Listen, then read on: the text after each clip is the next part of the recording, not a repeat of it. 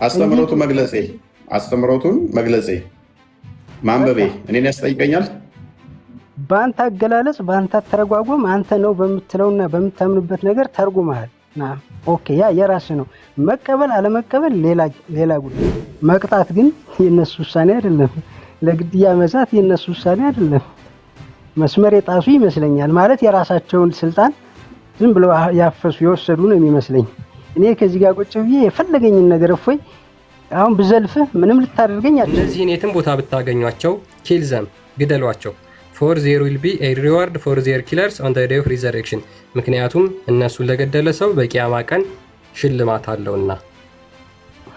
ኦኬ ዳውድ፣ ስለዚህ እነኚህ ሰዎች ምናልባት እኔም በመግደል ለመሸለም ስፈልገው ከሆነ ሰው ግደል ለሚለው ነገር እኔ አልፈጽመውም። ምክንያቱም በሺዎች የሚቆጠሩ በጣም መልካምና ደግ በጣም በቃ እምነቱ ውስጥ እንድትገባ የሚያደርጉ ደጎች አሉ። እነሱን ሰርቼ ይሄ ይቅርብኝና ሽልማቱ ይቅርብኝ ስለሞት ነው። ስለዚህ ከነብይ አስተምሮት ውስጥ ማትቀበላቸው አሉ ማለት ነው። በግሊያው ታዲያ እንደዚህ የእሱን አስተምሮ ማለት አልተስማማህም ማለት ነው። ይሄን አልተቀበለም አይምሮ። ልንገርህ አንድ ነገር የተቀበልኩበት 11 ነገሮች ናቸው። 5 እስልምናና 6 ኢማንን ተስማምቼበት ወደ እስልምና ገብቻለሁ።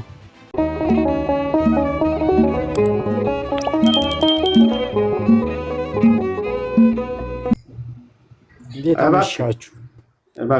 አሰላሙ አለይኩም ወራህመቱላህ። እንዴት አመሻችሁ? ሰላም ነው? እንዴት አመሹ? ረመዳን አንዴ ሰዎቹ ኢማን ብላችሁ የምትሉት ወደ መዲና ይመለሳል የምትሉት ከእስልምና ውጭ ኢማን አላችሁ? እስኪ እድል ስጠኝና ላስረዳህ። አሁን እኮ እድል የሰጠኝ አይደለም አንተ። አሁን 1 ሰዓት ሙሉ እናንተ ነው ያዳምጣል። እሺ ቀጥሉ።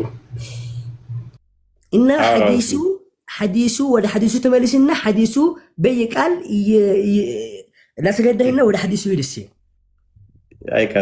ቀጥል ቢኒ አስረዳን። ይሄን ሐዲስ ያሰ ያ መጀመሪያ መጣው ሐዲስ ወደ እስላም ያልከው ሐዲስ አምጣና ያንን ከዛ እንጀምር። ያም ቀጥል። እዛ ጋር እስላም የሚል የለም። ምንድን ነው የሚለው?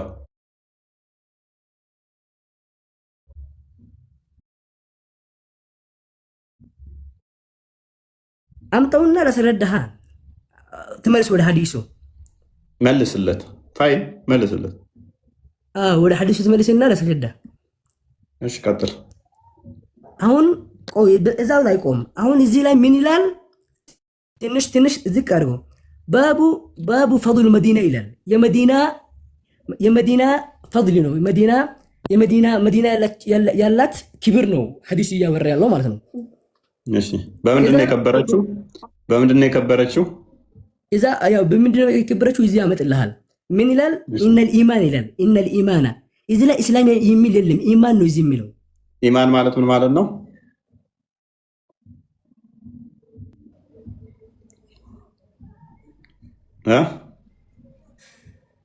ሰማታ በደንብ ይሰማል። ስታክ አደረገ በቃ ልጁ። ተንቀጭቅጨው ይገባሉ። ከዛ በኋላ ታይም ሲሰጣቸው አይደለም ኔትወርክ ነው ይሄን ያለው እዚህ ላይ የሚለው ኢማን ማለት ምን ማለት ነው? ኢማን ማለት ከእስላም የተለየ ትርጉም አለው። ገባህ? ምንድነው ኢማን ማለት? ኢማን ማለት እምነት ማለት ነው። እምነት አላህን ማመን፣ አላህን ማመን ማለት ነው። ስለዚህ ከእስልምና ይለያል አይደለ? ኢማን ማለት አላህን ማመን ማለት ነው። ስለዚህ ከእስልምና ይለያል አይደለ? እስልምና ማለትስ ምን ማለት ነው? እስልምና ማለት ደግሞ እስሙን ጃሚዕ ነው። ስለ ሁሉም የሚያካትት የሃይማኖት ስም ነው። ኢማንስ? ኢማን ማለት ደግሞ እምነት ማለት ነው። ትክክለኛ ትርጉሙ እምነት ማለት ነው። ምን ምጣብ ነው? አላህን ማመን፣ በአላህ መልእክተኛ ማመን፣ ያው እስከ መጨረሻ ማለት ነው። ኢማን ማለት እምነት ነው። በአላህ ማመን፣ በመልእክተኛው ማመን እና እዚህ ላይ ማለት ነው። ቆይ ይሄ ኢማን ስለ እስልምና ነው ወይንስ ስለ ሌሎች እምነት ነው?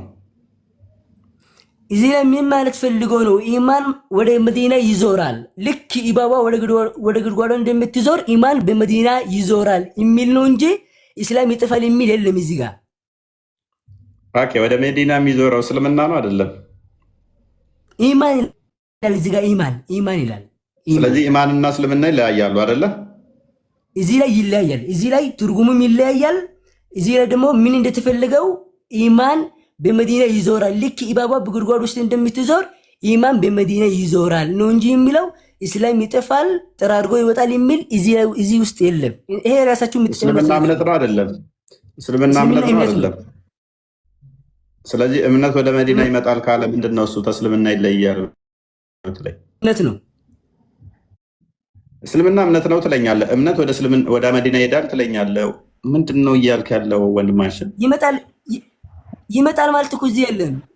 እዚህ እኮ ይመጣል የሚል የለም። ከየት ነው ያመጣው? ኢማን ወደ መዲና ይመጣል ያልከው ነገር ወደ መዲና ይሰበሰባል አይሰበሰብም? እስልምና አሁን እዚህ ላይ ስለ መዲና ክብር፣ መዲና ያላት ክብር ሐዲሱ የሚነግረው ኢማኑ በመዲና ይዞራል ነው የሚለው። እዚህ ጋር ልክ ኢባባ በጉድጓድ ውስጥ ይዞራል። ኦኬ፣ መዲና ነው የሚዞረው። አዎ፣ አሃ፣ ሰለሜ ሊል ነው የሚዞረው። ኖ እፎይ ልጅ በደንብ እያስረዳህ ነው። ቆይ በደንብ እየተረዳሁ ነው። አንተ እኮ ለምንድን ነው የሚዞረው መዲናን? ቆይ መዲናን ለምንድን ነው የሚዞረው? ባይዞዬ መግባትና መዞር ልዩነት አለው። ለምን ነው የሚዞረው? ክብር ነው። ምን አይነት ክብር? ኦኬ፣ እምነቱ ብቻ ነው የሚዞረው። ለምሳሌ ልክ ኢባባው በጉድጓድ አዳም ፕሊዝ አዳምጠኛ። ይሰማል? ይሰማኛል። አንተን እባብ ወደ ጎሬ እንደሚመለስ እስልምናም ወደ መዲና እምነት ወደ መዲና ይመለሳል ነው የሚለው። ይመለሳል ልክ እንደ ኢባብ ማለት ነው።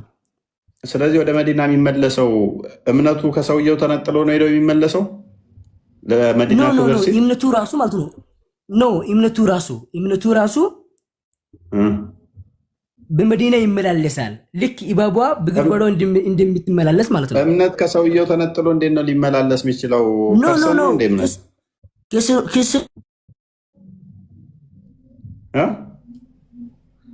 ይሰማችኋል? ሰውየው ተነጥሎ የሚል ነገር እዚህ ውስጥ አልመጣም። የሚል ነገር የለም።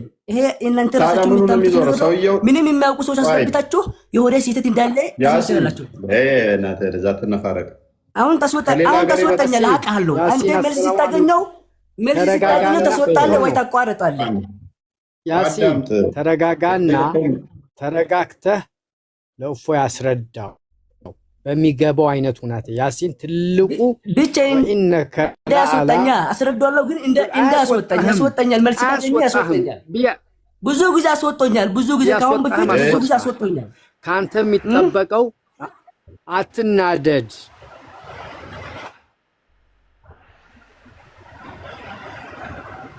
እሱ ብቻ እንዳይሳድብ እንጂ እኔ አልናደድም። እሱ ይሳድባል። ሐምዛን ተሳድቦታል። ሐምዛ ጆሮ ላይ ሸይጣን ምናምን ያደርጋል። ማሻአላህ አትናደድ። ኢነከ ለዓላ ኹሉቂን ዐዚም። ሳህ ቢሰድቡህም ችለህ ሌላ አንተ ማስረድ ያሲን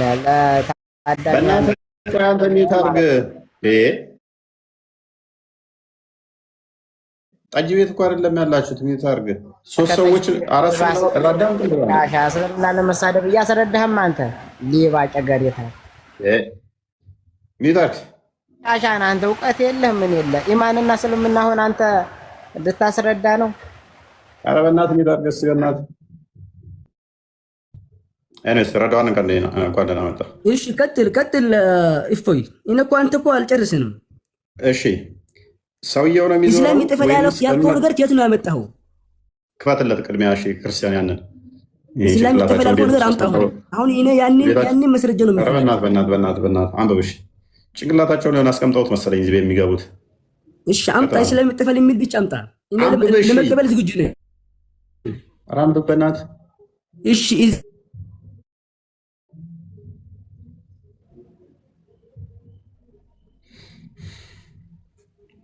እዚህ ላይ ምን ይላል? ሐታ በዚህ ምድር እስካለ ድረስ ቂያማ አትቆምም ይላል እንጂ እስላም ይጥፋል የሚል የለም እዚህ ጋር። ኦኬ የት አለ እስላም ይጥፋል የሚል? አስረዳኝ እስቲ። አላህ ሚል አስረዳኝ። አላህ ሚል ሰው እስካለ ድረስ ቂያማ አትቆምም። ሰው እያለ አይልም። በእናትህ ደንቆራቱን እስቲ አዳምጥኛ ነው ደንቆሮማ አንተ ነህ። አሁን ገባህ? አሁን ሲር ቢጀምር ልክ መልስ ሲታጣ አዳምጣ ታዲያ አላህ ተሻለ። እስቲ ቢያንስ አዳምጠንኛል። ዝም ብለህ ማውራት ብቻ ተጠቀማፈል። ኤኒዌይስ ቂያማ የሚመጣው አላህ ሚል ሳይኖር ሲቀር ነው። ይሄ ማለት ደግሞ ምንድን ነው? አላህ አይሉም ማለት የአላህን ስም የሚጠራ አንድም አይገኝም በምድር ላይ ቂያማ ሲመጣ። ስለዚህ ሰዎች ሁሉ ምን ይሆናሉ? ቅድም ባሳየናቸው አዲስ ላይ ሰዎች ሁሉ ጣዖት የሚያመልኩ ምናምን ይሆናሉ። አላህን ይረሱታል። አላህን አያመልኩም ማለት ነው። ስለዚህ ያ ማለት አንድም ሰው የአላህን ስም አይጠራም ከተባለ እስልምና የለም ማለት ነው። ቀጥል። አሁን እዚህ ሐዲስ ላይ እስልምና የለም የሚል የለም፣ እስልምና ይጥፋል የሚል የለም። ብቻ ምንድነው የሚለው? እዚህ ምን ላይ አርቲኩሌት ማድረግ እንኳን አይችሉም። በስማ አዛገ በጣም እኔ ግን እዚህ ጋር አንድ ጥያቄ ያለኝ ሱራ 933 ላይ እስልምና የበላይ እንደሚሆን ይናገራል አይደል? ከሁሉም ሃይማኖቶች የበላይ ይሆናል ይላል። ይሄ ደግሞ ሐዲስ ደግሞ እስልምና ይጠፋል ካለ ሁለቱ ኮንትራዲክት አይሆንም? የበላይ መቼ ነው የሚሆነው? እዚህ የበላይ ሆኖ ይቀጥላል እስልምና የበላይ ይሆናል ከሚል የቁርአን ክፍል ጋር ተጋጨብኝ ሐዲስ። በኢሳ ጊዜ እኮ ሙስሊም ብቻ እኮ ይሆናሉ። መልሶ በ7 ዓመት ውስጥ ደግሞ እንዳለ ድጋሚ እንትን ይሆናሉ። የኢሳ መምጣት ራሱ ኢሬሌቫንት ይሆናል ማለት ነው። ምክንያቱም ኢሳ ይመጣና አላህ ሁሉንም ሙስሊም ያልሆኑትን ያጠፋቸዋል አለ። ሁሉንም ሙስሊም ያልሆኑትን ያጠፋና በኢሳ ጊዜ ያሉት እንዳለ አማኝ ብቻ ይሆናሉ በዓለም ላይ ያሉት ይላል። ክርስቲያን አዘጋጀው ሐዲሱን። መስቀል ይሰብራል፣ አሳማ ይገላል፣ ሙስሊም ብቻ ይቀራል ይለናል። ሙስሊም ብቻ ከቀሩ መልሶ ደግሞ በዛ በ7 ዓመት ውስጥ ኢሳ በመጣ በ7 ዓመት ውስጥ እንዳለ በዓለም ላይ ሙስሊም ብቻ ይሆናሉ።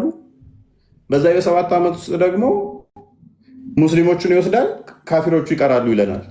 በመጀመሪያ እኮ ሙስሊም ብቻ አድርጓቸዋል እኮ። ከዛ ደግሞ እንደዚህ ይቀራሉ ይለናል። ግጭት ማለት ነው። ከዛ ቂያማ ደግሞ የሚመጣው ሙስሊሞቹ ካለቁ በኋላ ካፊሮቹ ቀርተው ነው ይለናል። ሀው በኢሳ ጊዜ እኮ ምን ነበሩ? ሁሉም በዓለም ላይ ሙስሊም ብቻ ነበሩ በ7 ዓመት ውስጥ ማለት ነው። ቀጥል።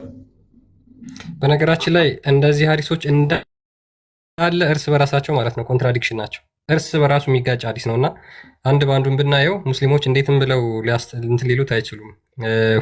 ሁሉንም ሐዲሶች የሚጋጩትን ሊፈቷቸው አይችሉም። እና እዚህኛው ጋር ግን ምን ይላል? ሙሐመድ ኢሳ ከመጣ በኋላ ይላል ደጃል ማለት ነው። ሂውል ፋይት ዘ ፒፕል ፎር ኮዝ ኦፍ ኢስላም። ኢሳ ከመጣ በኋላ ለእስልምና ሰዎችን ሁሉ ይዋጋል ይላል። ሂውል ብሬክ ደ ክሮስ፣ መስቀልን ይሰብራል። ኪል ስዋይን፣ አሳማን ይገላል። ኤንድ አቦሊሽ ጂዚያንም ያጠፋል። አላህ ዊል ፔሪሽ ኦል ሪሊጅንስ ኤክሰፕት ኢስላም። አላህ ከእስልምና ውጭ ያሉ ሃይማኖቶችን በሙሉ ያጠፋል። ሂ ዊል ዲስትሮይ ደ አንቲክራይስት ኤንድ ዊል ሊቭ ኦን ደ እርዝ ፎር 40 years ኤንድ ዘን ሂ ዊል ዳይ ዘን ዘ ሙስሊም ዊል ፕሬይ ኦቨር ሂም ይላል። ስለዚህ ኢሳ ከመጣ በኋላ እስልምና ብቻ ነው የሚኖረው። ከዛ በኋላ ሌሎች ሃይማኖቶች በሙሉ ይጠፋሉ። ዓለም ላይ እስልምና ብቻ ነው የሚኖረው ይላል። እስልምና ብቻ የሚኖር ከሆነ ሃይማኖቶች ሌሎች ኬት መጡ? አሁን በኢሳ ጊዜ ምን አደረጋቸው? ሁሉም ሃይማኖቶች ይጠፋሉ፣ እስልምና ብቻ ይቀራል አለን። እስልምና ብቻ ይቀራል አለን። ከዛ በኋላ ነው ቀጥሎ ምን አለን ደግሞ መልሶ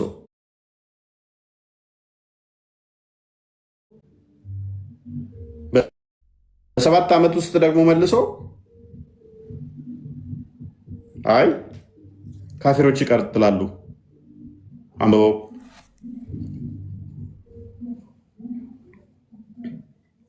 ሚዩት ነው። ከዛ በኋላ ኢሳ ደጃልን ከገደለው በኋላ ይላል then people would live for 7 years that there would be no rancor between two persons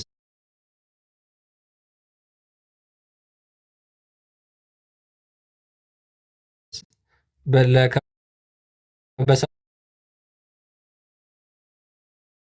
ዓመት ውስጥ ማለት ነው ብቻ ሰዎች በመካከላቸው ጠብ የሌለ ይኖራሉ።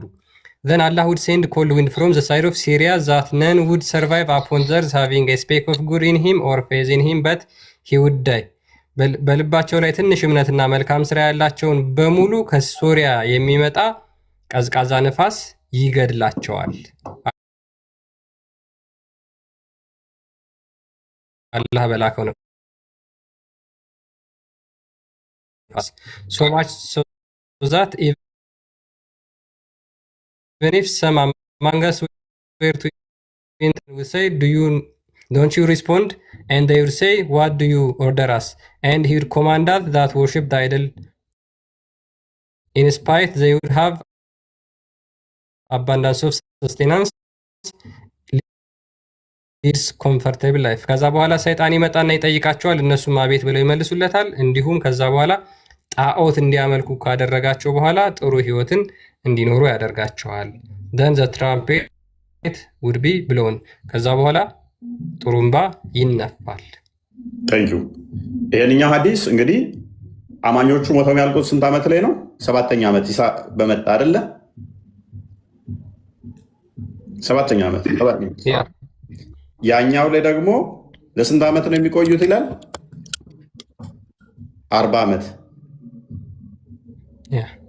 ኮንትራዲክሽን፣ አንደኛ ኮንትራዲክሽን ነው።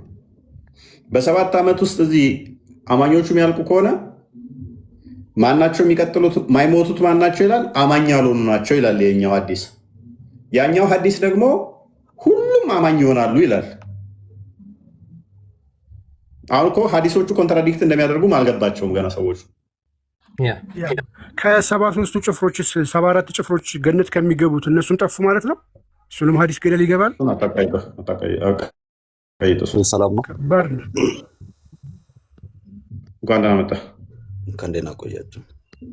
መስገን ትንሽ እዚህ ጋር እንደ እንትን ለማንሳት ፈልጌ ነው።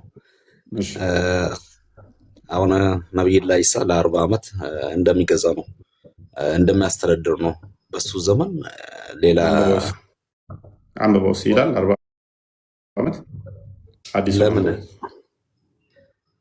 ለምን በአማርኛ አታረጉ?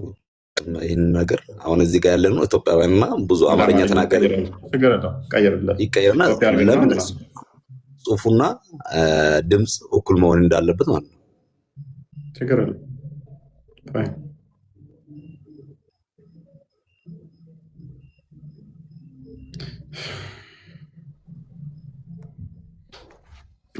ዩቱብ ላይ ያላችሁ እንዴት ናችሁ? ተማም ነው? ሰላም ናችሁ ወገኖቼ፣ ዘመዶቼ እንዴት ናችሁ? አንተ በለያ ዩቱብ እንዴት ናችሁ? ሞቅ ሞቅ ብሏል ዛሬ። ዩቱብ ላይ ምንድን ነው ኮመንቱ ራሱ ሌላ ታምር ውስጥ ገብቷል። ሰላም ናችሁ ወይ ሙሚን ሙሚናት የዩቱብ ዘመዶቻችን ቤተሰብ ሰላም በሉኝ እንጂ ዩቱብ ላይ ያላችሁ ዩቱብ ላይ ያላችሁ ሰላም አትሉም እንደ ሰው? በምን ያህል ፍጥነት እየመለስኩላችሁ እንደሆነ አያችሁ?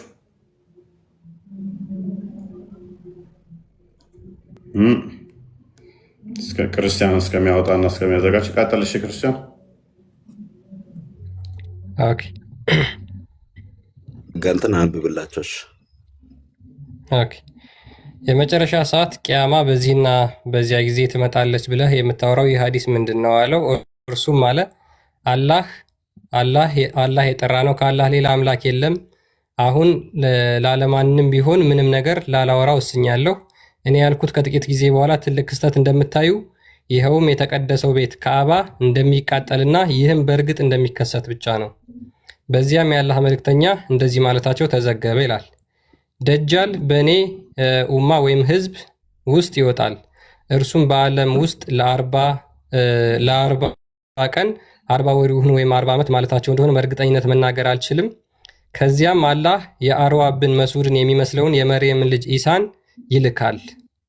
እርሱም ኢሳን ይከታተለዋል፣ እንትና ማነው ደጃልን ማለት ነው፣ ይገድለዋል። ከዚያም ሰዎች በሁለት ግለሰቦች መካከል ምንም አይነት ጥልና ቅሬታ ሳይኖር ለ7 ዓመት ይኖራሉ። ማንን ከገደለው በኋላ? ደጃልን ከገደለው በኋላ ለ7 ዓመት ይኖራሉ ሰዎች። ከዚያም አላህ በምድር ላይ በልቡ ውስጥ የብጣሽ ያህል በጎ ነገር ወይም እምነት ያለው አንድም ሰው ሳይቀር የሚገድል ቀዝቃዛ ነፋስ ከሶሪያ በኩል ይልካል። እስከዚያው ድረስ ከእናንተ መካከል አንዳንዶቻችሁ ወደ ውስጠኛው የተራራ ክፍል ቢገቡ እንኳ ይህ ነፋስ ያንን ቦታ ደርሶ ሞታቸው ይፋጠናል። የአላህ መልእክተኛ እንዲህ ሲሉ ሰምቻለሁ። በእንስሳት ባህሪ የታጨቁና እንደ ወፎች ግዴለሽ የሆኑ መጥፎ ሰዎች ብቻ ይቀራሉ። በጎ ነገርን አያደንቁም፣ እኩይ ነገርንም አይቃወሙም። ከዚያም ሰይጣን በሰው አምሳል ወደ እነርሱ መጥቶ አትታዘዙኝም ወይም ጥሬን አትመልሱም ምን ይላቸዋል። እነርሱም ምን ታዘናለህ ይሉታል። እርሱም ጣዖትን እንዲያመልኩ ያዛቸዋል። ከዚያም ሁኔታ ሆነው የተትረፈረፈ ሲሳይና የተመቻቸ ህይወት ይኖራቸዋል። ከዚያም ጡሩምባው ይነፋል ይላል።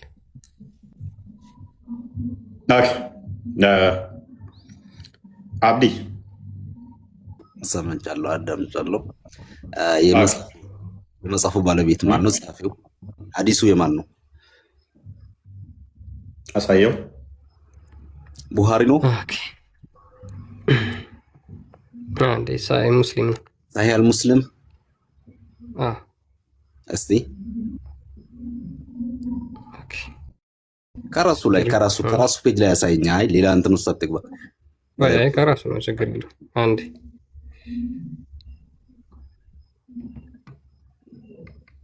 አይ በአማርኛ ያነበብኩ ቦታ ትራንስሌት አማርኛ ማተርጉምልኝ ብለህ እኮ ትራንስሌት አድርጌልን።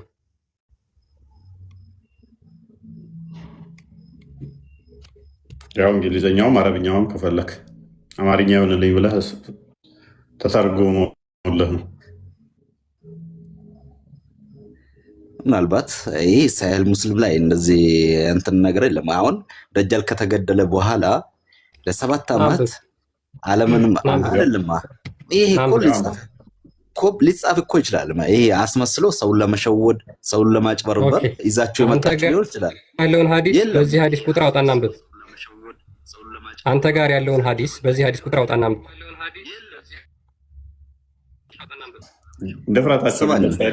ላሳየው እንኳን ማንበብ ላሳይ ይችላለሁ። አሁን ስማኝ። አረ ጭራሽ ልታሳየን ትችላለህ። እኛ ታዲያና እንደምንፈልገው ከፍ አድርገን ሂሚሌት ማድረግ ስለምንመቸል ይሄ ቤት የምሁራኖች ነው። ያነበቡ የሚያገናዝቡ ሻርፕ ጭንቅላት ያላቸው ሲመጡ ከስር ሲቀመጡ ደስ አይለንም። እኔን ብጠይቅ ማራቶን ነው 100 ሜትር ነው የቀደደው። ያነበቡ ሰዎች ከፍ አድርገን ለጥፋቸዋለን ብዬለው ስልገና ሙድ ይዛል እንዴ ላሳይ እችላለሁ ምናምን ነገር አንብቤዋለሁ ምናምን የለም ምናምን ብሎ ያክታለን ተባለ እንዴ? ያው ይሄን የመሰለ አቋም ይዘህ ከፍ አድርገን ነው የምንለጥፍህ። እሳፈጣለሁ ካልክ ማለት ነው ከስር ሆነ ሰው ሳያይህ ማንኛው እያወራ እንደሆነ ስለማይታወቅ ከጎን እንዲናስቀምጥና እንሰይፋል። ጥሩ አድርገን ለጥፈን እንጥላለን ማለት ነው። እዛ ቤታችሁ ሸውዱ። ና ተመልሰው መጥቷል። ከፍቼ ላሳይ እችላለሁ ምናምን ነገር እንኳን ተመልሰ መጣ። እንዲከፍ በለህ ከጎኔ ስትቀመጥ ደስ ስለሚል አሳየን። አሁን ና አትሩት።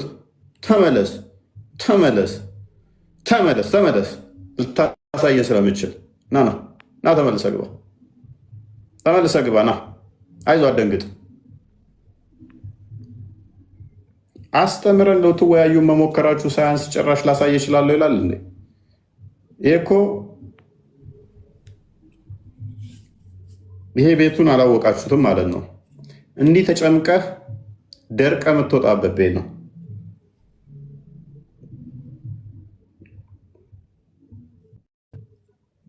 ገና አርጉመንቱን አስተምረን መረጃውን ነግረን እንዲህ ብለን ከዛ በኋላ እኮ ነው ደግሞ ግጥም የምንሞክረው ራሳችን መግበናችሁ ማለት ነው። which means ለጠላት ሽጉጥ ትሰጠውና ሽጉጥ ሰጥተኸው አተኳኮስ ታስተምረውና እኔ እናንተ ጠላት ነን እንገዳደል አይነት ስታፍ። እንደዛ እኮ ነው። ዱላ ሲዘን እንዴት መሰንዘር እንዳለብህ እንዴት መመከት አለብህ ካስተማርናችሁ በኋላ እኮ ነው ግጠሙን ምንላችሁ። አሳያለሁ ምናምን ሲል እንዴት ወኔያችን እንደሚመጣ ብታይ እንዴት ደስ እንደሚለን እንደዚህም አይነት ሰው መጣ እንደኛን ቻሌንጅ የሚያደርግ ብለን ውጥር ያደርገናል ማለት ነው። ትቀልዳለህ እንዴ? ስንት መጽሐፍ አንብበን ስንት አገላጠም የምንመጣ ዝም ብለህ ደንቆሮ ማሀይ ምናምን ብለህ ስትሰድበን ዝም ስንል ለመሳፈጥ አትሞክሩ። እኛ ጋር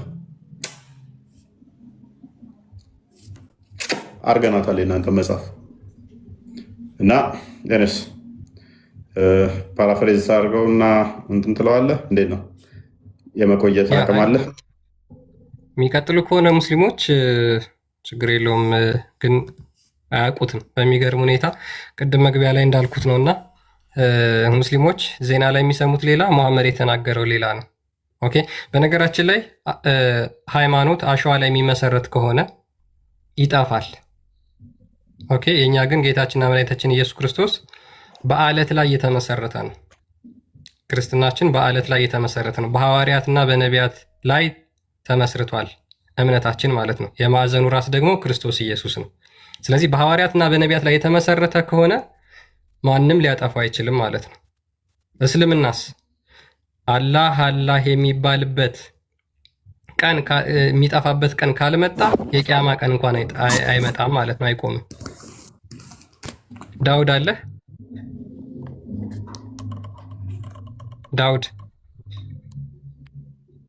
ዳውድ ሙሐመድ ሚፍታ አብዱ ቀጥሉ እስኪ። እኔ ትንሽ ከእስልምናው ላይ ቁርአን ኸትም ያለው ግን ሀዲስ አልቀረውም። ሚዲያ ላይ ሲከታተል ብቻ እፎ የሚባል ሰውዬ በቃ ቤቱን መስጊድ ነው ያደረገው። እኔ ራሱን ልክ እንደ መስጊድ ነው እሱ ቤት ላይ የቆየሁት። አሁን እምነት የኛ ተብሎ አይገለጽም። ምን ሳውቀው ማለት ነው የግል ስለሆነ እምነት የኔ ነው የሚባለው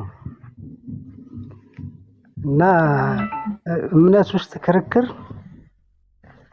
ውይይት ነው እንጂ ክርክር አንድ ብቻ ዓለማዊ አንድ ዳኛ ስላለው ሁሉም የኛን የሚለው በስተት ነው ብዬ ማምን ነኝ። ብቻ ግን የእፎይ ቤት ተከታዮችን በሙሉ ያፋጥጣል፣ እስከ መጨረሻው ይታገላል። የሚያውቀውን በአቅሙ ልክ ብዙዎችን ይመልሳል። ብቻ ግን አድናቂው ነኝ፣ ብቻ ይመቸኛል። ስለ እምነቱ አይመለከተኝም። ሰውየው ሶሻል ሚዲያ ላይ ያለው የፕራይቬት አቺቭመንት ወይም ኮንፊደንሱ ይመቸኛል። አሸናፊ የሚሆንበት ምክንያቱም የማይመለከታቸው ሰዎች እሱ የፈለገውን ቢናገር፣ አሁን ዓለም በሰለጠነበት ጊዜ ስለ መሐመድ ሰለላሁ ዐለይሂ ወሰለም አይደለም ስለ አላህ የፈለገውን ነገር ቢናገር የሚጠየቅበት ራሱ እስከሆነ ድረስ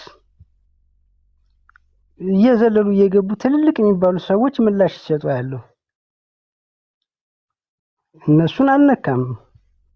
እከሌን ወይም እከሌ ብሎ አልነካም። ካነበብኩት ብሎ ተነስቶ ነው የሚናገረው። የሚጠየቅበት ራሱ ነው፣ ከሚሸለምም ራሱ ነው። የትኛውም ይሁን እሱን የፈጠረው አምላክ፣ እሱን የፈጠረው አንድ ኃይል አለ። ከሱ ጋር ነው የሚሟገተው፣ ከሱ ጋር ነው የሚታገለው፣ ሂሳብ የሚሰራው ከሱ ጋር ነው። እነዛ ሰዎች ትልልቅ እምላቸው ነው የማከብራቸው። ሳይጠራቸው ብድግ ብለው ምላሽ ይሰጣሉ፣ ብድግ ብለው ይራገማሉ፣ ብድግ ብለው እሱን ቀጥታ የገሃነም ሰው ያደርጋሉ። ማንም ሰው ፈጣሪ ያለው በፈጣሪውና በዛ ፐርሰናሊ በዛ ግለሰብ ላይ መካከል ሳይጠሩ ሳይጠየቁ ምላሽ የሚሰጡ ሰዎች በጣም ይገርሙኛል። ለእኔ ተሸናፊ ናቸው ብዬ ነው የማምነው። እፎይ የፈለገውን ነገር ካነበበው በግሉ እንዲናገር በሰጠው አንደበቱ የፈለገውን ነገር ሊናገር ይችላል። ጠያቂው ማን ነው? እሱን የፈጠረው ለሰከንድ እንኳን የማይለየው አንድ ኃይል አለ። እግዚአብሔር የሚበለው አላህ አለው። ዙሮ ወድቆ አልተገኘም፣ ተፈጥሯል። ጌታ አለው። እሱ ነው የሚጠይቀው። እሱን የሚሸልመውም እሱ ነው። ለሱ ያዘጋጀለት ቦታ አለ። የሚያንቀሳቅሰው ለሰከንድ እንኳን ያ የፈጠረው አንድ ኃይል ከለቀቀው ፎይ የለም ከዚህ ዓለም እስትንፋሱ ሊቋረጥ ይችላል። የሚቆጣጠረው ይህን ሁሉ እንዲያደርግ የሚያደርገው አንድ ኃይል እያለ ተፈጣሪዎች ልክ እንደሱ ፈጣሪ ያላቸው ሰዎች ለሱ ምላሽ የሚሰጡ እሱን የሚጠሉ እሱ ጋር የሚሟገቱ እሱ በሱ ንግግር የሚፈክሩ የሚያለቅሱ በቃ በሱ ንግግር እያወቁ እንደማያውቁ የሚሆኑ በጣም ይገርሙኛል። እዚህ ላይ ግን ዳውድ እንገለዋለን እንግደልህ የሚሉት ቁርአኑን ወይና ሐዲሱን በማንበቤ ጥፋቱ የኔ ነው ወይንስ የነሱ ነው? እነሱን ገዳይ ማን አድርጓቸው? ማን ፈርዶበት እንዲገደል? ማን ፈርዶበት? ይሄን የተናገረ አስተምሮቱን መግለጼ ማንበቤ እኔን ያስጠይቀኛል? በአንተ አገላለጽ በአንተ ተረጓጎም አንተ ነው በምትለውና በምታምንበት ነገር ተርጉመሃል። ኦኬ፣ ያ የራስ ነው። መቀበል አለመቀበል ሌላ ጉዳይ ነው። በአድማጩ ውሳኔ የሚወሰን ነው። መቅጣት ግን የነሱ ውሳኔ አይደለም። ለግድያ መዛት የነሱ ውሳኔ አይደለም። መስመር የጣሱ ይመስለኛል። ማለት የራሳቸውን ስልጣን ዝም ብለው ያፈሱ የወሰዱ ነው የሚመስለኝ። እኔ ከዚህ ጋር ቁጭ ብዬ የፈለገኝን ነገር እፎይ አሁን ብዘልፍህ ምንም ልታደርገኝ አትችልም። ወይ ታወጣኛለህ ከቤትህ የገባሁት ቤትህ ስለሆነ ምላሽ ሰጠህም ልትሰድበኝ ትችላለህ። ማንንም ግን ሰውየው ተኝቶ እፎይ ይህን አለ በሚል ስትናገር እኮ ያልሰሙ ማለት ነው። ቪዲዮን ሪከርድ አሁን ለምሳሌ ኦኬ፣ ምናልባት እነሱ የነብያችሁን ሱናስ እየተከተሉ ከሆነ እየተከተሉ ነው። ከልክላቸዋል አንተ? እኔም አልከለክላቸውም። አሁን ቡኻሪ 50-57 አንዴ ክፈተው እስኪ። ቂያማ በተያዘ እያወራን ስለሆነ ለምሳሌ እንደዚህ ሚል አለ። አንተ ይህንን ትቀበለዋለህ ማለት እነሱ ተቀብለውት አንተ ሳትቀበለው ቀርተህ ከሆነ እነሱ ትክክል ነው ማለት እንዴት እንደሆነ ታውቃለህ? እነሱ አንተ እየተቃወምካቸው ነው። ትክክል አላላችሁም። ወይ የፈለገውን ይበል፣ ካነበበ እገላለሁ ምናምን አትበሉ ነው አይደለ መልእክትህ? ምናልባት አስተምሮት ውስጥ ከሆነ ይሄ አዲስ እንደዚህ ይላል። ስለመጨረሻው ቀን ስለሆነ ክርስቲያን አንብበው። ላንብበው እኔ ሳሂህ አልቡኻሪ 5057 ላይ ያለ ሀዲስ ነው። ናሬትድ አሊ እንደተረከ ይላል። አይ ሄር ደ ፕሮፌት ሴይንግ፣ ነቢዩ እንደዚህ ሲል ሰምቻለሁ። ኢን ደ ላስት ዴይ ዜር ዊል አፒር ያንግ ፒፕል ዊዝ ፉሊሽ ቶት ኤንድ አይዲያስ፣ በመጨረሻው ቀን የጅል ወይም የሞኝ ሀሳብ ያላቸው ወጣት ሰዎች ይነሳሉ። ዘይ ዊል ጊቭ ጉድ ቶክስ፣ ጥሩ ወሬ ያወራሉ። በት ዘይ ዊል ጎ አውት ኦፍ ኢስላም አስ አናሮ ጎዝ አውት ኦፍ ደ ጌም፣ ጥሩ ወሬ ያወራሉ፣ ነገር ግን ጦር ከአደን እንስሳ ውስጥ እንደሚወጣው ሁሉ እነሱም ከእስልምናቸው ይወጣሉ። ዜር ፌዝ ዊዝ ኖት ኤክሲድ ዜር ትሮስ፣ እምነታቸው ከጉሮሯቸው አያልፍም። ስለዚህ ሁኤቨር ዩ ፋይንድ ዘም ዌሬቨር ዩ ፋይንድ ዘም፣ እነዚህን የትም ቦታ ብታገኟቸው ኪል ዘም፣ ግደሏቸው። ፎር ዜር ዊል ቢ ኤ ሪዋርድ ፎር ዜር ኪለርስ ኦን ዘ ዴይ ኦፍ ሪዘሬክሽን፣ ምክንያቱም እነሱን ለገደለ ሰው በቂያማ ቀን ሽልማት አለውና። ኦኬ ዳውድ፣ ስለዚህ እነኚህ ሰዎች ምናልባት እኔም በመግደል ለመሸለም ስፈልገው ከሆነ እንግዲህ የእውነት የሚሸለሙ ከሆነ ዛት የእነሱ ዲሲሽን ነው። ግን አንተ ይህንን ትቀበለዋለህ? ኖ እኔ በግሌ ነው። ለምሳሌ ይህን ተግባር ዓለም ላይ ይህን ተግባር ቀጥታ ይህን አንብቦ ስራ ላይ የዋሉ ሰዎች አሉ። እነዛ ሰዎች ምን ላይ ናቸው? በግሉ ደግሞ ማድረግ አለማድረግ ይሄ you have to believe or not that is your decision personally በግል ነው በግል። ስለዚህ እያልኩ ያለሁት መልካም እንኳን እነሱ እኔም አምናለሁ፣ እንደዛ አምናለሁ። የግል ነው እምነት በግል ስለሆነ እንዲያ ከሆነ እነኛ ሰዎች ደግሞ የነቢያቸውን ሱናስ እየተከተሉ እንደሆነ wherever you find them analyze them for there will be a reward for their analyzer on the day of resurrection ይላል። ባገኛችሁባቸው ቦታ ላይ አናላይቭ አድርጓቸው፣ ይህንን ላደረገ ደግሞ ሽልማት አለው ይላል። ስለዚህ እነሱ እየሰው ያሉበት የነቢያቸውን ንግግር ተቀብለውስ ቢሆን ስለነሱ እኔ ብሆን ብዬ ነው የምገልጽልህ። ይሄ እስኪቀር ሌላውን ትእዛዝ በጣም በሺዎች የሚቆጠሩ መመሪያዎች ወርደዋል። እነሱን ተከትዬ የዚህ ሽልማት ይቅርብኝ በግሌን አልፈጽመውም እኔ። ስለዚህ የነቢይን አስተምሮ አትቀበልም ማለት ነው። እዚህ ላይ ይሄን ሰው ግደል ለሚለው ነገር እኔ አልፈጽመውም። ምክንያቱም በሺዎች የሚቆጠሩ በጣም መልካምና ደግ በጣም በቃ እምነቱ ውስጥ እንድትገባ የሚያደርጉ ደጎች አሉ። እነሱን ሰርቼ ይሄ ይቅርብኝና ሽልማቱ ይቅርብኝ ደግሞ ወስነው በእኔ። ስለዚህ ከነብይ አስተምሮት ውስጥ ማትቀበላቸው አሉ ማለት ነው በግሊያው። ለምሳሌ ልንገርህ፣ እንግሊዘኛውንም አረበኛውንም በአማርኛ ራሱ ተጽፎ ለምሳሌ አሰድ የሚለው አንበሳ የሚለው 50 ትርጉም አለው። ይሄን ነገር እኔ በሌላ ትርጉም ልቀበለው እችላለሁ።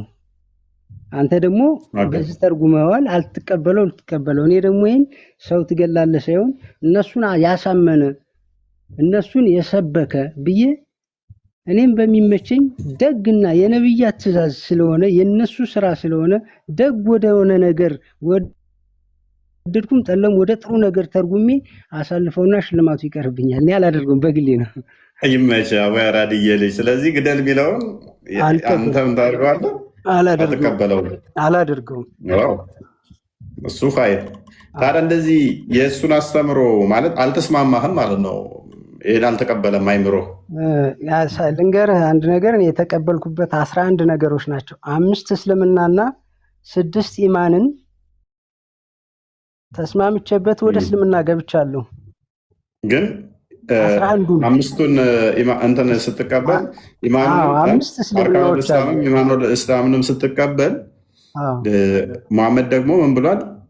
ማንኛውንም ነገር ነብዩ የሰጣችሁን ሳታመናቱ ተቀበሉ ይላል። አሁን እኮ አንተ ደግሞ ምን አልከኝ? አንዳንዶቹ ላይ እንደዚህ አይነቶቹ ላይ አልቀበለውም በግሌ ብለሃል። ሙሐመድ የሰጣችሁ ማናቸውንም ነገር ሳታመናቱ ተቀበሉ ከተባልክ መቀበል ነው እንጂ አልቀበልም ካልክ እንዴት ነው? ካዳ አይጋጭም? ሊጋጭ ይችላል። ግን መቼም መሬትን የነኩ ነብያት ሁሉ ተቀጠው ነው መንግስተ ሰማያትን የሚወርሱ ይላል። አሁን ወደ ጀነት የምትገባው መሬት ይቀጣል ነው። ሙሐመድ የሚቀጣል ማለት ነው። ነብያት አይደሉም። ብዙ ጊዜ ነብያት እነሱ ውጭ መሐመድ ማለት የመጨረሻ አላህ ለዓለማት እዝነት ያወረደው ለራሴ ብሎ አንድ ቀን ሳያስብ ይሄ ነገር ዳውድ በጣም ይገርመኛል። ለዓለማት እዝነት ስትሉ በጣም ያስቀኛልም በጣም ይገርመኛልም። እስቲ ከእዝነቱ አንዱ ስለ ኢትዮጵያኖች ያዘነውን ምን ወይንም ደግሞ ስለ ዓለም እስቲ ክርስቲያኖች ምን ብሎ ነው ስለ ኢትዮጵያውያኖች ያዘነበት? አንዱ ያው የራሱን ስደተኞች ወደ ኢትዮጵያ ከላከ በኋላ አህመድ ነጃሽ እሳቸውን ለማየት በመጓዝ እያለ ህይወቱ ስታልፍ ወደ ረህመቱ ወደነቱ እንዲገባ ሰግዶ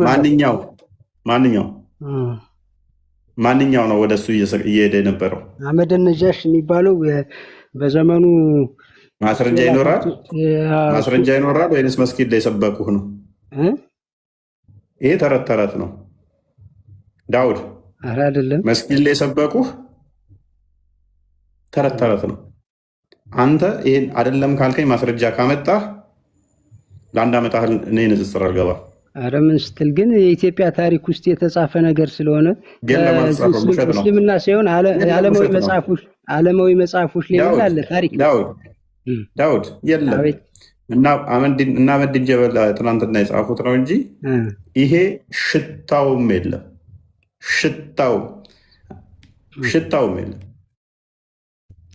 ማለት መንፈሳዊ መጽሐፍ ላይ አሁን እንዳልኩህ ቁርአንና ሐዲስ ቁርአን ላይ የለም፣ ሐዲስ ላይ የለም፣ በውጭ ታሪኮች የለም፣ በኢትዮጵያ ታሪክም የለም።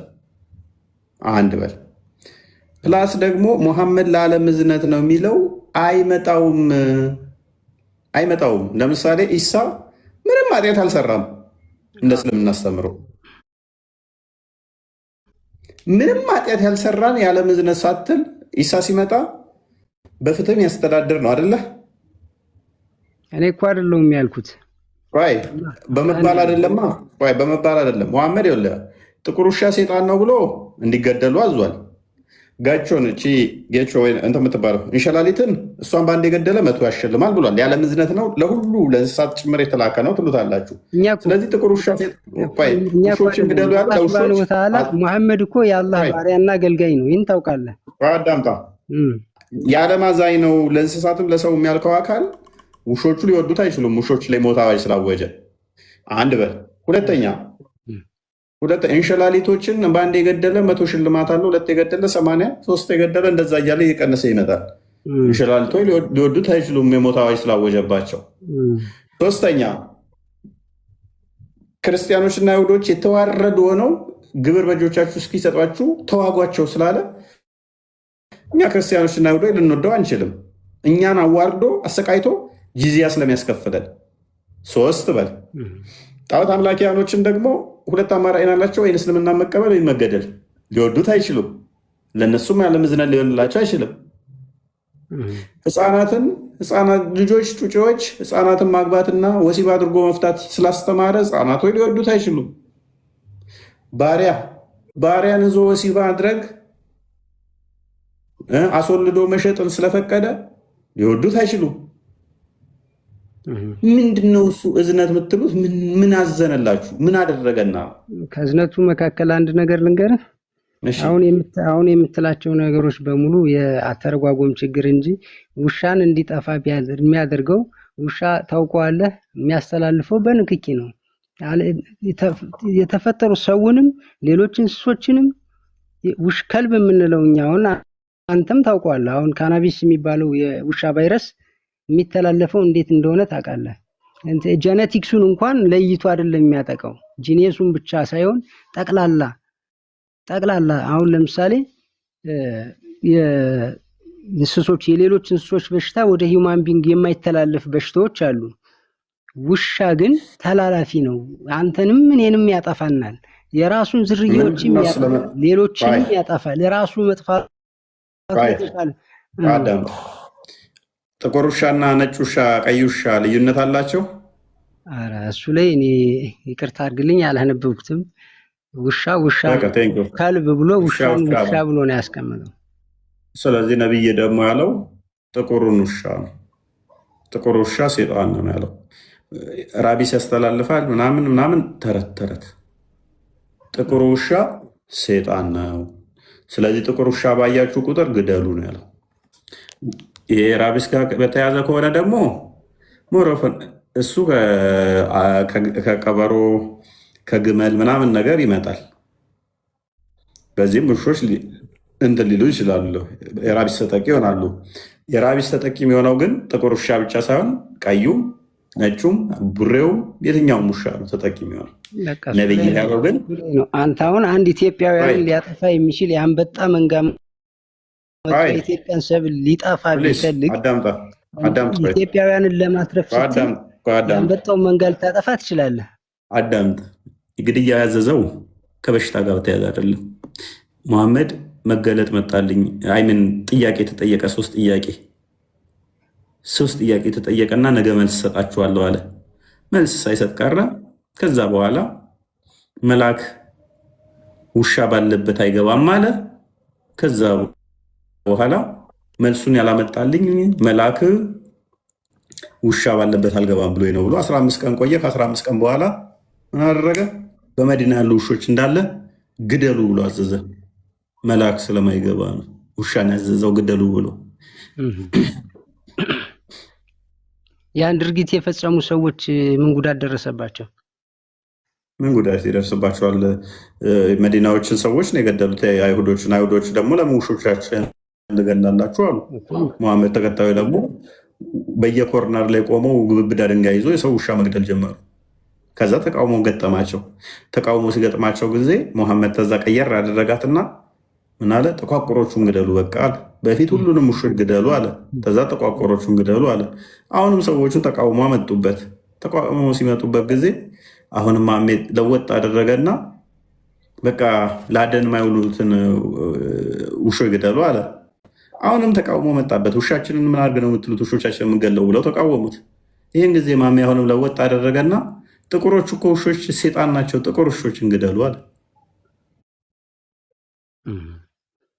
ስለዚህ በአንተ ሎጂክ መሰረት አላህ ሰላማያቅ ነው በየጊዜው ውሾችን ራሱ ለማስገደል በመጀመሪያ አዋጅ አወጣ፣ ሁሉን አስገደለ። ከዛ ደግሞ እንደዚህ ያሉትን ግደሉ አለ። ከዛ ደግሞ እንደዚህ ግደሉ። በየደቂቃው እንደንትን የሚቀያየረው አላህ ለምን የሚቀያየረው? ሀሳቡን ሰዎች በተቃወሙ ቁጥር ለምን የሚቀየረው? ሰዎች ባይቃወሙ ዝም ብሎ ሊያስጨፈጭፍ ነው? አይ ብዙ ነቢያት በሁለቱም ሃይማኖት የወረዱ ነቢያት ለፍጡራን የሚበጅን ነገር እንጂ ለፍጡራን የሚጎዳን ነገር የፈጸመ ነቢያት እንኳንም ሙሐመድ ሰለላሁ ዐለይሂ ወሰለም። ለምሳሌ ሙሐመድ ግርዛትን አልከለከለም፣ እንደውም አፕሪሺየት አድርጎታል። ግርዛት ጠቃሚ ነው? ሴሊ ግርዛት አይደለም።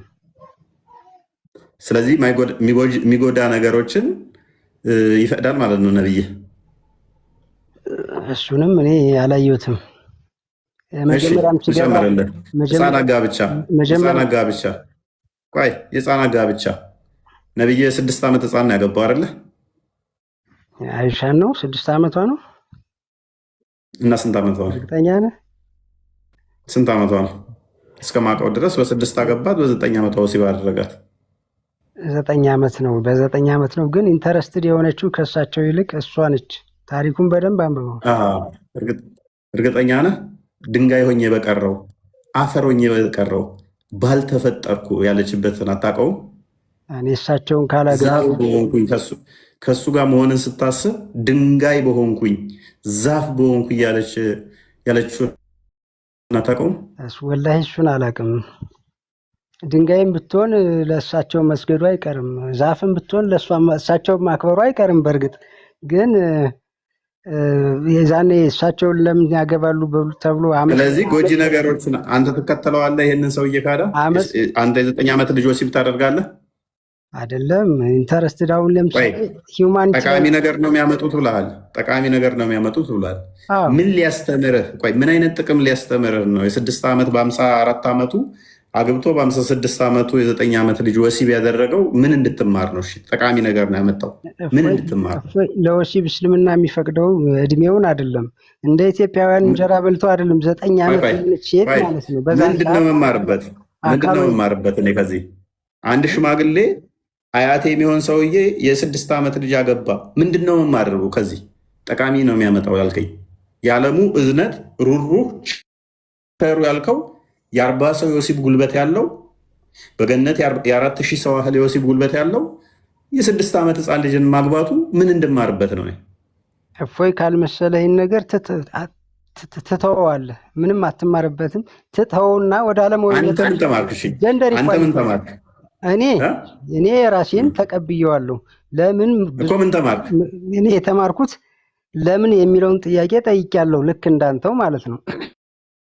እሺ ከዛ ፍላጎቱ ልጅቷ እሳቸውን ማግባት አለብኝ፣ እሳቸውን ማግባቴ ለእኔ መታደል ነው፣ እሳቸውን ካላገባው ሌላ ሰው አላገባም።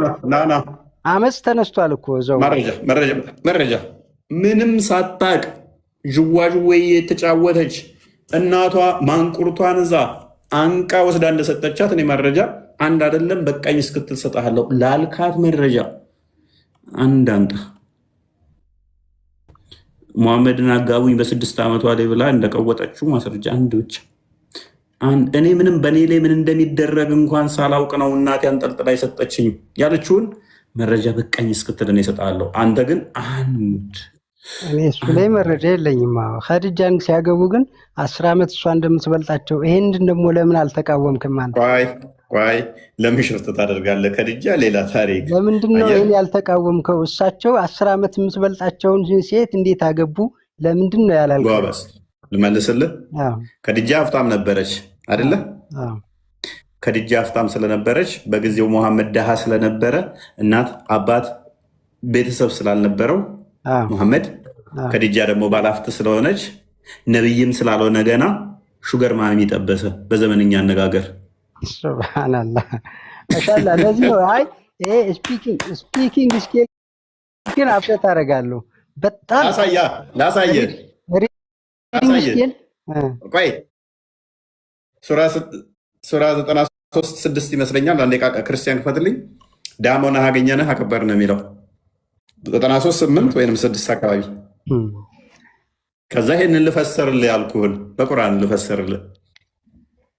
ሱረት ደሃ ነው አልደሃ ደሃም ሆነህ አገኘህ አከበረህም ይላል አይደለ? ዝቅ አድርግና ከቁጥር 6 ጀምረህ አድርግልኝ። ልፈሰርልህ ደግሞ ነው። ኦኬ የቲም ሆነህ አላገኘህምን? አላስጠጋህምን? አስጠግቷል። የቲም ማለት ወላጅ አልባ ማለት ነው አይደለ? ስለዚህ ያልኩት ትክክል ነው። መሐመድ እናት አባት ቤተሰብ የለውም ያልኩት ቁርአንህን እንደሆነ ተግባባናል። ቤተሰብ ሳይሆን አጎቶች ምናምን አሉት፣ እናት አባት የለውም። ጎበዝ ነብይም አልነበረም በዛን ሰዓት ብያለሁ። ኸዲጃ ሲያገባ ምልክት እያሳየን ከሁለት ዓመቱ ጀምሮ ምልክት እያሳየን የሳት ከሆነ አገኘህ መራህም ይላል። ነቢይ ከመሆኑ በፊት መሐመድ የሳተ ነው አይደለም? ነው መሐመድ ሰለላሁ ዐለይሂ ወሰለም እኮ ከበኒ አደም የመጀመሪያው የሰው ዘር ነቢይ አደም ሲመጣ ዳውድ ገና ከተወለደ ፕሊዝ ቁርአኑ የሚለውን እንበል። ነቢይ ከመሆኑ በፊት የሳተ ነበር አልነበረም? ምን የሳተ? የሳት ከሆነህም አገኘህ መራህም ይላል። በፊት የሳተ ነበር፣ ከዛ ተመርቷል አይደል? ስለዚህ አስቀድሞ ሙስሊም አልነበረም ማለት ነው። የሳተ ነበር፣ ከተመራ ወደ እስልምና ይመራዋል። ኤክሴፕሽናል እኮ ነቢያችን ሰለላሁ ዐለይሂ ወሰለም የሰው ልጅ የመጣው አደም ነቢያችን የሚባል ሰለላሁ ዐለይሂ ወሰለም የመጨረሻ ነቢይ እንደሚመጣና እንመጣለን እሱ ላይ በሱ ላይ ሰለዋታው ተብሎ እንመጣለን። አደም በጣም ደስ የሚለኝ ቶፒክ ነው፣ እንመጣበታለን። ስለዚህ መሐመድ የሳተ ነበረ፣ ነቢይ አልነበረም። እኔ ያልኳትን ደገሙ ማለት ነው ቁርአኑ። ደሃ ሆነ አገኘህ አከበረህም። መሐመድ ደሃ ነበር አይደለ? ኦኬ ከዛ ከብሯል አይደለ? በምንድን ነው አንተ ደሃ ያልከው? ኢኮኖሚካሊ ነው ወይስ ግልጽ አድርግልኝ። በሁሉ ነገር ኢኮኖሚካሊ ኃላፊነት ያልነበረው ማለት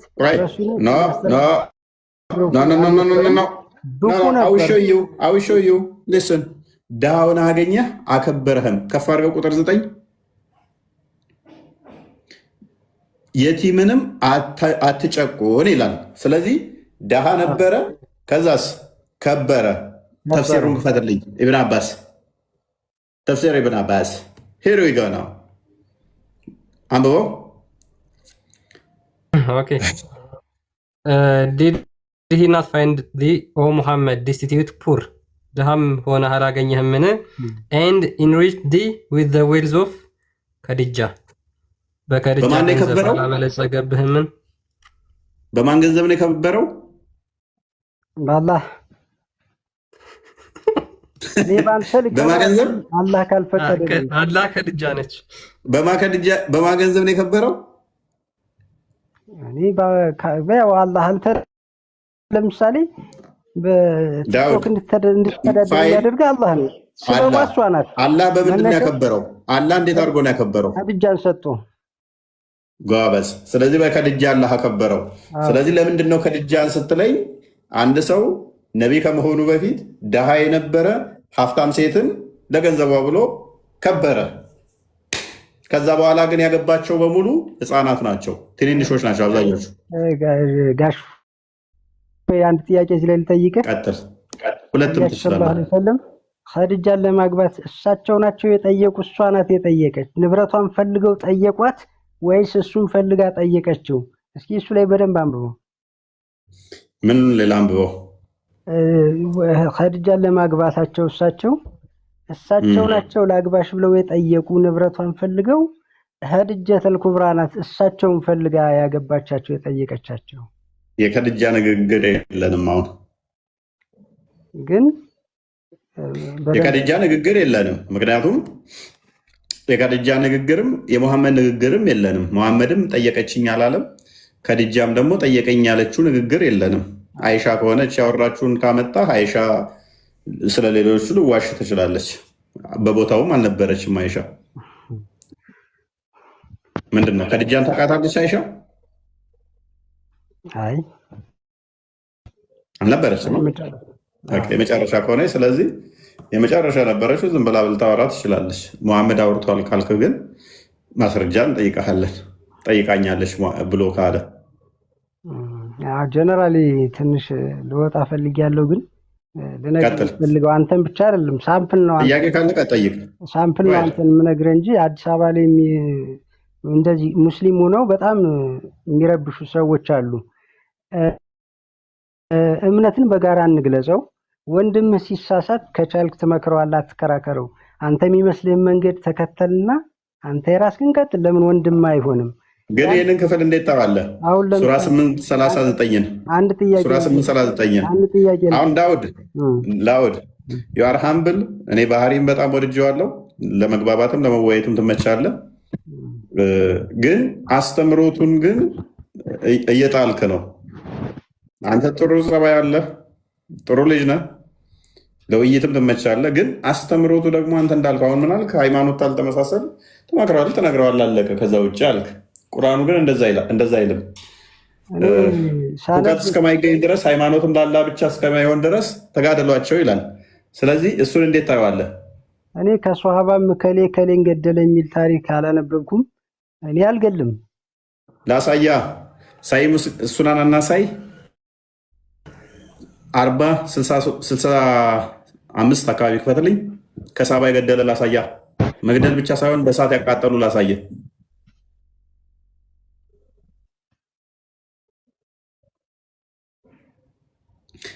ከፍ አድርገው። አሊ ነቢይህ አሊ ሳባ ነው አደለ? ኦኬ ኢት ዋዝ ናሬትድ ፍሮም አነስ ታነስ እንደተተላለፈ Ali come to some people of Adud who worshipped idols and burned them. አቃጠላቸው ጣዖት የሚያመልኩትን። አነስ ነው። እኔ ባህሪን ነው በብዛት የምከተለው። ይሄን አልቀበለውም። አቃጠላቸው። አልቀበለውም። አሊ እኮ ነው ያቃጠላቸው። እኔ አሊን አልቀበለውም። አሊን አልቀበለውም። ጭራሽ የነብይህን አማች አትቀበልም? አልቀበለውም። ሰው የሚያቃጥል ከሆነ በህይወት ያለን ሰው አቃጣዩም አዳኙም አንድ አላህ ብቻ ነው። መሬትን የረገጠ ሁሉ በሰራው ስህተት የሚጠየቀው ራሱ ነው። የሚጠይቀው ደግሞ ማን ነው? የቂያም ቀን አላህ ሱብሃነሁ ወተዓላ ነው የሚጠይቀው። አላህ እንደሚያደርግ ያድርገው። ከፈለገ ያቃጥለው፣ ከፈለገ ደግሞ ጀነት ይወፍቀው። እኔ ግን ስለዚህ አሊን አትቀበልም። ኢብን አባስ ደግሞ እኔ በሆን ገላችኋለሁ ይላል። ኢብን አባስን ትቀበላለህ? አልቀበላቸውም። እኔ ለምሳሌ እኔ ሙስሊም ነኝ፣ ልጄ የክርስቲያን ቢሆን ክርስትና ተነስቶ ቤቴ ቢመጣ የግሉ ነው፣ አይመለከተኝም። አገለው ልጄን በጭራሽ። አንተም ቢሆን አታደርገውም። አሁን አንተ የበር ልጅ እስልምና ቢከተል ለምን ሙስሊም ሆንክ ብለህ የምትጠይቀው ከሆነ ምንድን ነህ አንተ? እንደዚህስ ቢሆን ገና ህፃን ስትወልድ ወደፊት ካፊር ሊሆን ይችላል ብሎ የሚገል ሰውን ትቀበላለህ? እንግዲህ አማኔ ፈጣሪ ሆንኩ ማለት ነው። ወደፊት እንደያማ ከሆነ ቁርአን ላይ ልስታ ሱራ 18:74 አንዴ ክፈትልኝ። ክርስቲያን ገና ህፃን ልጅን የገደላለ ማለት ቁርአን ወርዶለት ነው ገምቶ ነው። ምን ያገዳደሉ እንዴት ነው? ገና ለወደፊት የሚሆነው ነገር ገና ህፃኑ ሲወለድ ወደፊት አድርጎ ቤተሰቦቹን ከእስልምና ያስወጣል ብሎ አረደው፣ ገደለው። ሶሪ ቀጥል። አንብቦ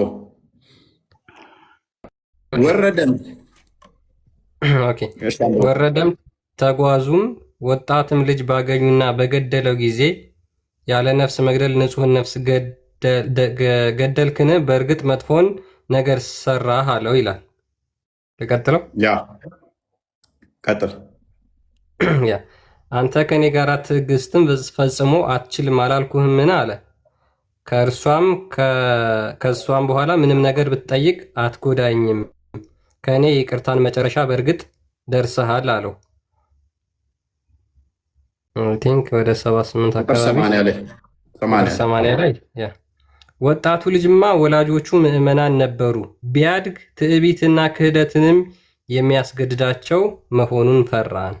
የተገደለው ገና እንግዲህ የተገደለው ዳውድ ገና ልጅ ነው። ካደገ ሲያድግ ወላጆቹን ካፊር ያደርጋቸዋል ብሎ ስለፈራ ገደለው። ለምን ትገድላለህ ንጹህ ነፍስ ተብሎ ሲጠየቅ ወደፊት አድጎ ወላጆቹን ካፊር ሊያደርጋቸው ይችላል። ትቀበላለህ? አልቀበልም። አቡ ዳውድ 47:05 ክፈተው ክርስቲያን።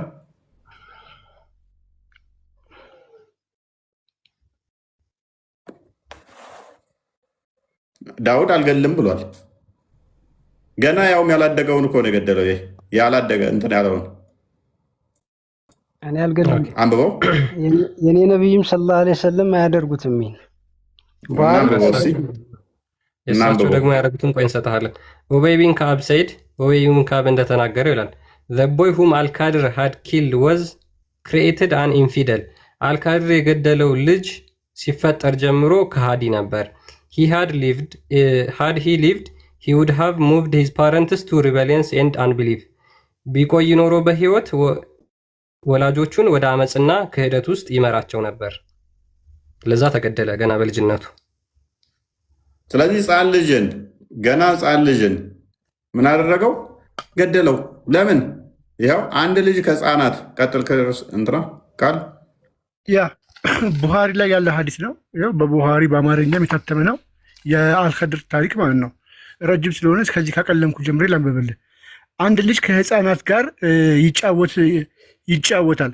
ኸድር የልጁን ጭንቅላት ከላይ በኩል በእጁ ፈጠፈጠው። ሙሳም እንዲህ አለ፣ ንጹሕ የሆነች ነፍስ ያለ አንዳች ግድያ ወንጀል ታጠፋለህን? ከእኔ ጋር ለመጓዝ ትዕግስት አይኖርህም አልኩት አላልኩህምን አላቸው አለ። ከዛ እዚህ ጋር ይመጣና እርሱም አልከድር ነቢዩ እንዲህ አሉ፣ አላህ ሙሳን ይዘለትና ቢታገስ ኖሮ ከታሪካችን ትንሽ ተጨማሪ ትምህርት በተማሪ ይልና ልጁ ፋይናሊ እንትን እንደነበረ ቤተሰቦቹን እንትን እንደሚያደርግ እንትን ያስቀምጣል ማለት ነው። እዚህ ላይ አይ ቲንክ እናንበበ ሙሳ ኸድርን ያስተናገዷቸው አልፈቀዱላቸውም። ከዚያም ሊወድቅ የተቃረበ ጊዜ ግድግዳ አገኙ። ኸድር በእጃቸው እቃውን አነሱ። ብታስገቡት ኖሮ ገንዘቡን ልታገኙ ትችላላችሁ አለ። ከዛ ቆይቱ ጋር ነበረ ህፃኑን ገደለ የሚለው ሙስሊም መሆኑ የሚናገርበት አለ። ያ ሀዲሱ ረጅም ስለሆነ ነው ሜቢ ካነበብ ነው እዚህ ውስጥ በደንብ ያስቀምጧል። ረጅም ነው በጣም እና ሙስሊም መሆኑ ማለት ነው። እኔ ውስጥ ግን ቁርአኑ ላይ የተገደለው ልጅ ህፃኑ ልጅ ምንም ያላጠፋ ህፃን ልጅ እንደሆነ እዚህ ጋር በግልጽ ያስቀምጥልሃል ዋናውን ኮንሴፕት። ስለዚህ ዳውድ ትቀበላለህ? እኔ የተቀበልኩት ሌላ ነገር አለኝ። አላህ ሱብሃነሁ ወተዓላ መክሉቆችን ሲፈልቅ በአዘል ሸቅይ ገንይና ሶብይ ብሎ ይህልቃቸዋል። ለምሳሌ በወቅቱ ለነበሩት ነቢያት ያሳውቃል። ሲወለድ አጥፊ የሆነ ልጅ አላህ ሱብሃነሁ ወተዓላ ሸቅይ ብዬ ኸልቄዋለሁ ካለ በዛን ሰዓት ለነበረ ነቢይ ያ ልጅ ሸቅይ ማለት ከተወለደ በኋላ የሚያጠፋ የማይጠቅም መሆኑን ካሳወቀ ነው። እዛ ላይ ነው። እሱን ይሄን አላነበብኩትም አላውቀውም። እናንተ እንዳነበብከው እንዳንተ አረዳድና እኔ አንተ ያነበብከው እንደተረዳሁት ከሆነ አልቀበልም። ኦኬ። ስለዚህ አሊን አትቀበልም፣ ኢብን አባስን አትቀበልም፣ ከድርን አትቀበልም። የማንን ጨምር ደግሞ?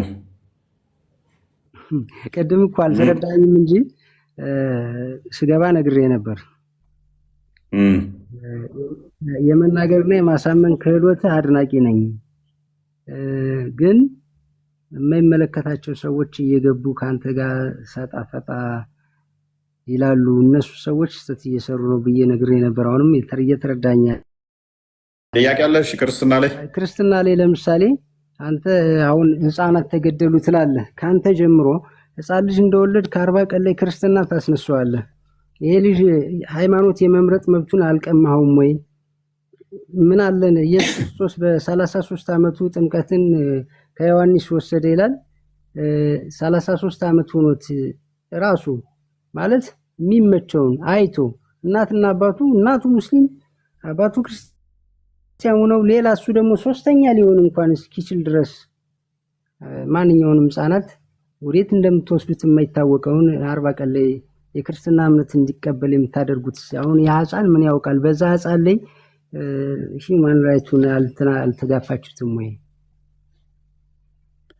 ኦኬ ሂውማን ራይቱን አልተጋፋረውም። ወደ ማን እንደምንወስደውም እናውቃለን። ምክንያቱም እናንተ እንዴት አዳምጣ ህፃናት ወደ እኔ ይመጡ ዘንድ አከልክሉ ያለን አምላካችን ጌታችን ኢየሱስ ነው። ወደ ማን እንደሚወሰድ ይመጡ ዘንድና አምጧቸው እኮ አንድ አይደለም። ይመጡ ዘንድና አምጧቸው አንድ አይደለም። አዳምጣ ይከፈት። እሺ ማቴዎስ ወንጌል ምዕራፍ 19 አንዴ ክፈተው፣ አንዴ ክፈትልን።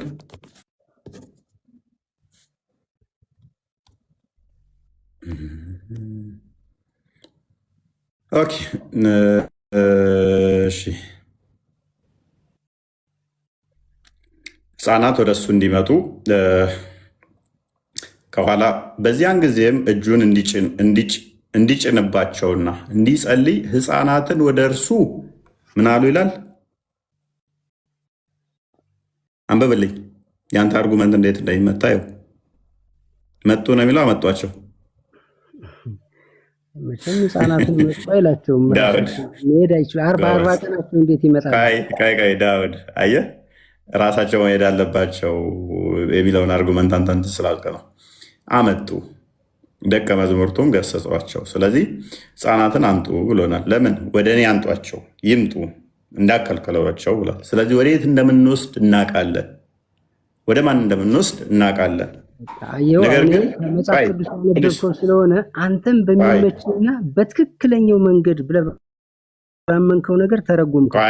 ለአንተ ጋር እመጣልሃለሁ፣ አንተ ጋር እመጣልሃለሁ። አትቸኩል። ህፃናት ወዴት እንደምወስዷቸው ወዴት እንደሚሄዱ ሳታውቁ ገና ምንም ሳይለዩ አልክ። ክርስቶስ አምጣቸው ስላለን ወደ ማን እንደምንወስድ ወደ ክርስቶስ ነው የምንወስደው። ይምጡም ያለን ደግሞ ክርስቶስ ነው። በዚህም እናውቃለን። ስለዚህ እንዲባረኩ ክርስቶስ ወደ እኔ አምጧቸው ብሎናልና ወደ እሱ እንወስዳለን።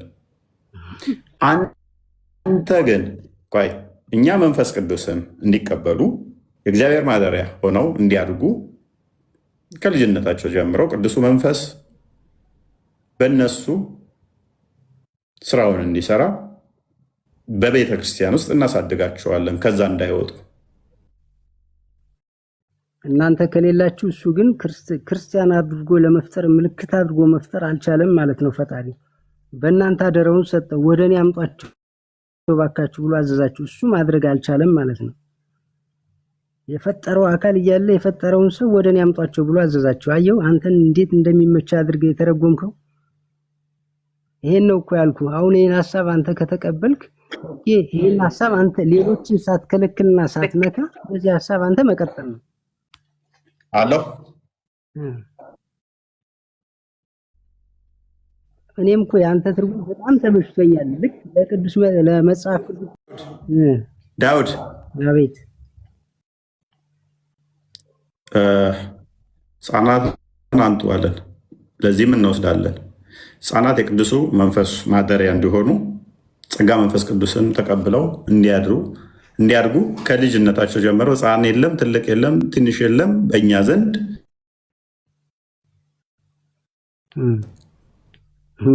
ለምንድነው ህፃናት የምትገርዙት?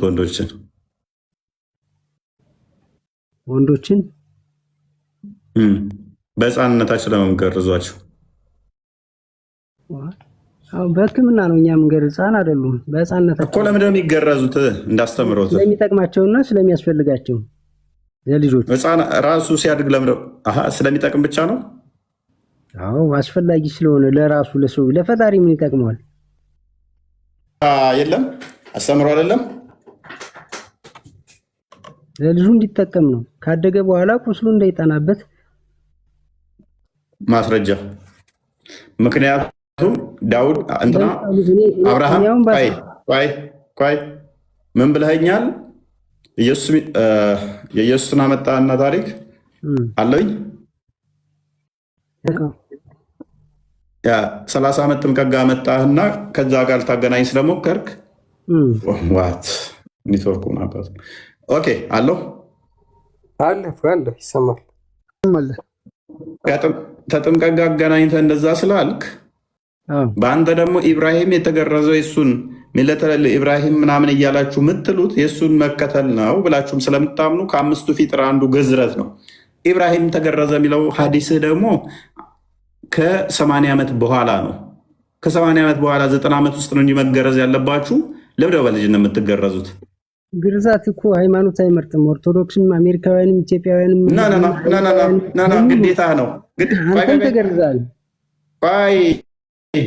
እኔ ብገረዝም እኔ መመሪያውን አውቃለሁ። ለምንድን ነው የምገረዘው? እሱን አውቀዋለሁ። እኔ አንተ ጋር ግርዛ ግዴታ ነው አይደለ? ግዴታ አይደለም። ማይከን አንሳው።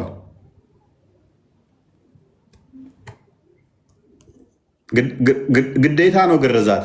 የአብርሃምን እምነት እከተላለሁ ብለህ ግዴታ ከሆነ እሱ የተገረዘው እንደ ሀዲስ መሰረት በ90 ዓመት አካባቢ ከሆነ 90 ዓመት ላይ ለመባ ትገረዘው። የአብርሃምን እምነት ተከትዬ አይደለም። አብርሃም የሚባል ነብይ ሳላውቅ ግርዛት ለእኔ እንደሚያስፈልገኝ ቤተሰብ ያውቆ ግርዛት ያስፈልገኛል። ያልተገረዘም ሰው እኮ አለ። ጎበዝ፣ በደንብ ሰምታችኋል። አብርሃም የሚባልን ሰው ሳላቅ ግዝራት ያስፈልገኛ ግዴታ ነው ብሏል። አብርሃም የትናንትና ሰው ነው ማለት ነው። አስቀድሞ አውቋል እሱ። እኔ ልጄን አስገርዤዋለሁ፣ የመጀመሪያ ልጄን። ኦኬ ነይስ አዲሱን አንብቦሽ። ግርዛት በእስልምና ፊጥራ ግዴታ የሚደረግ ነገር ነው። ምን ይላል መሰለ ቡሃሪ 5 ላይ አብሮ ያደረገ I heard the prophet saying ነብዩ ሰምቻለሁ። 5 ፕራክቲስ አር ካራክተሪስቲክስ ኦፍ ፊጥራ 5 ተግባራት የፊጥራ ባህሪያት ናቸው።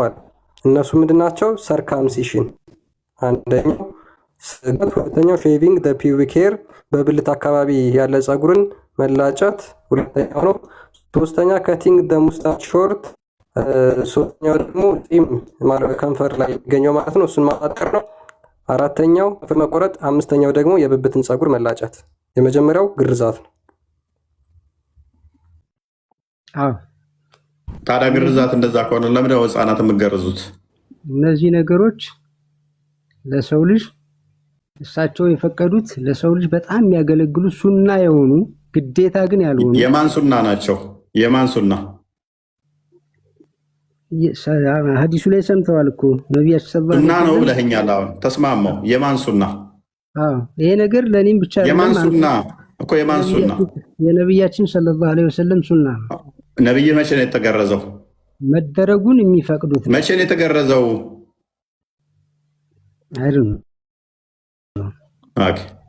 ስለዚህ ህፃናትን ዝም ብለህ ብልታቸውን አገዝግዝ። ወላሂ አላውቀውም መቼ እንደተገረዘ። አለማወቅ መቼም ወንጀል አይደለም። አይደለም አለማወቅ ማወቅ ሳይሆን ሀዲሳቶችን በዚህ ጉዳይ ላይ ያለውን አንብብ። ግርዛት አንደኛ እፎይ በቀናነትና በጥሩነት ካየው አንተ መገረዝ ታምናለህ? ፕሊስ አዳምጥ። ሌላ ጉዳይ ነው። መጠመቅም እኮ በጣም ጠቃሚ ነው። ምክንያቱም የእግዚአብሔር ልጅነት ያስገኛል፣ ከአጋንንት ልጅነት ነፃ ያወጣል። አንተ ስትወልድ የሚቀበል የአንተ ልጅ ሴጣን ነው። የኔ ልጅ ደግሞ የሚቀበለው መንፈስ ቅዱስ ነው። ልዩነቱን አየህ? ማንም የለም ከኢሳና ሜርን በቀር ሴጣን ያልተቆራኘው። ገና መቼ ነው የሚቆራኘው? ገና የተወለዱ ትኩስ ህፃናትን። ሴጣንን ወደ ሰዎች የሚያስጠጋው ደግሞ ማን ነው? አላህ። የእኛ አምላክ ልጆቹን አንጡ ልባርካቸው ከሴጣን እንዲለዩ ሴጣን እንዳይነካቸው ሲል፣ የአንተ አምላክ ደግሞ ምን ይላል? ልጆች ውለዱ ሴጣን ላስጠጋባቸው ይላል። እኛ ሴጣን እንዳይጠጋቸው በመንፈስ ቅዱስ ጸጋ ተሞልተው እንዲያድጉ እናደርጋለን። አንተ ደግሞ ወልደህ ለሴጣን ትሰጣለህ። ልዩነቱ እሱ ነው። አንድም ህፃን የለም ሲወለድ ቢያለቅስ እንጂ ከሜርያምና ከኢሳ በቀር፣ ይኸውም በሴጣን ቁንጥጫ ነው። ሁሉም ህፃን ከዛ በኋላ ሴጣን ይጠናወተዋል። እኛ ደግሞ ሴጣኑን ደግሞ ማነው ያስጠጋው? አላህ። እኛ ግን ምን እናምናለን? ህፃናቶቹ መንፈስ ቅዱስን ይቀበላሉ፣ ሴጣን አይጠናወታቸውም። ዳሴት ለዛሬ በቃናል ወገኖቼ፣ ዘመዶቼ። ዳውድ ነገ ነው፣ ዛሬ በቂ ነው። ደከመኝ። ሰዓትም ሄዷል። ጥሩ ትምህርት ነበር በጣም። ቻው፣ ደህና ደሩ።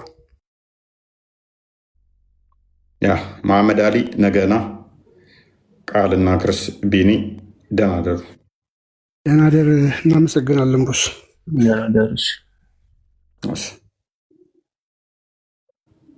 አቶ ቢኒያም አወጣ